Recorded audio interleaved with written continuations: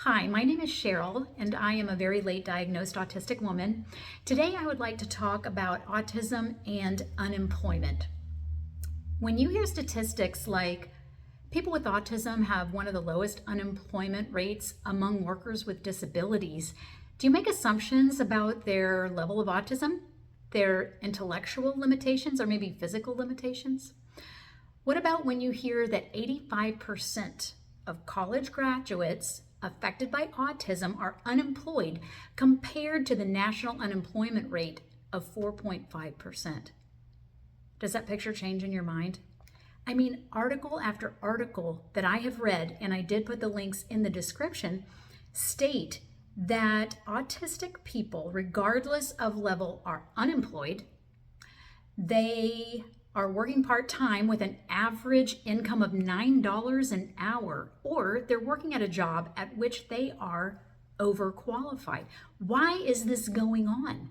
Well, there's a company named Deloitte that offers their idea. They're a company that delivers research, analysis, and perspectives for business and government, and what they have to say is this. Despite most companies' increasing focus on diversity, equity, and inclusion in the workforce, the neurodivergent group is often overlooked in the diversity conversation and consequently hiring efforts.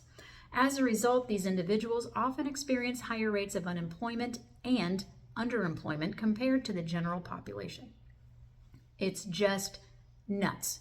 Some other reasons are our innate traits of sensory overload, communication challenges, co-occurring medical conditions, and mental health conditions like anxiety and depression and burnout. And on the side of the business or company, discrimination and a lack of accommodations. So I'm wondering, what are the accommodations that are recommended? Well, one of them is clear, concise expectations. Not a big ask, right? Decompression time, doable. Part-time hours. That is not going to work. If you have co-occurring medical conditions that require expensive medication, like I do, and you might, because a lot of us have those, and if you are single, like I am, and you might be, because 9% of autistics are married compared to 50% of neurotypical people, which means that we don't have a partner for support and or insurance benefits, then we have to work full time in order to be able to get those insurance benefits and afford our medication. This is just, from my viewpoint, and probably yours too, not a good situation, and it creates kind of a vicious cycle. I created a little chart that I want to show you. So a lot of businesses and institutions right now, whether it's intentional or not, have an ableist mentality.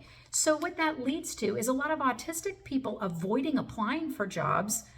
They fear discrimination, or they push through at the expense of their health, physical and mental. When they do get into a job, it requires a lot of masking, a lot of not being their authentic selves, which leads to stress, depression, exhaustion, emotional dysregulation, and burnout. And so what does that lead to?